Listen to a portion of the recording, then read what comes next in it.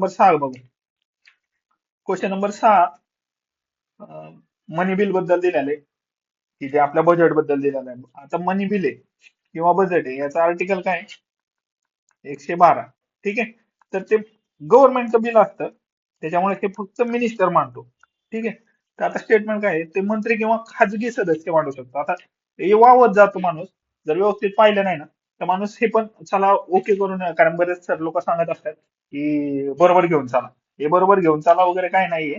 तुमचा ऍक्टिव्हनेस पाहिजे, तर जिथं चूक आहे तिथं चुकत, आणि त्यातल्या त्यात तुम्हाला पॉलिटीमध्ये ना तुम्ही जास्त कॉन्शियस पाहिजे. त्यामुळे पहिलं स्टेटमेंट चूक झालं. विचारलंय काय तुम्हाला, आता खाली बरोबरची उत्तरं दिसतात.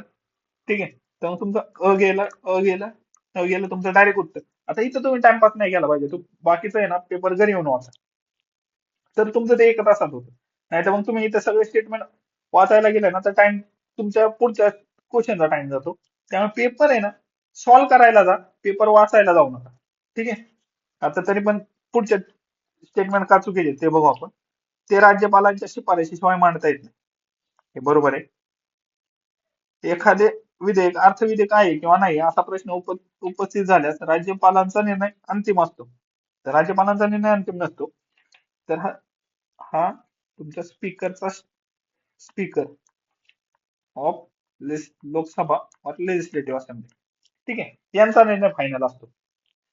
त्यानंतर जर दोन्ही सभागृहांमध्ये अर्थविधेयकाबाबत पेच निर्माण झाल्यास राज्यपाल, विधानसभा आणि विधान परिषदेची संयुक्त बैठक.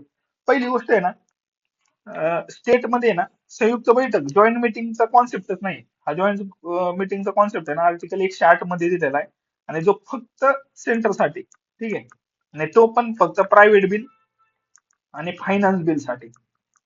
तर तो मनी बिल आणि कॉन्स्टिट्यूशन बिल साठी नाही. ठीक आहे. त्याच्यामुळे ड पण गेला, तर उत्तर बरोबर. ठीक आहे. तुम्हाला जर हे आवडत असेल आणि तुम्हाला जर अजून या प्रकारचं एक्सप्लेनेशन पाहिजे असेल, तर तुम्ही ना तर कमेंट करून सांगा की तुम्हाला कोणता पेपर, याच्यानंतर कोणता पेपर एक्सप्लेनेशन पाहिजे. ठीक आहे. जर तुम्हाला पाहिजे असेल तर दिलं ते एक्सप्लेन केलं जाईल. ठीक आहे.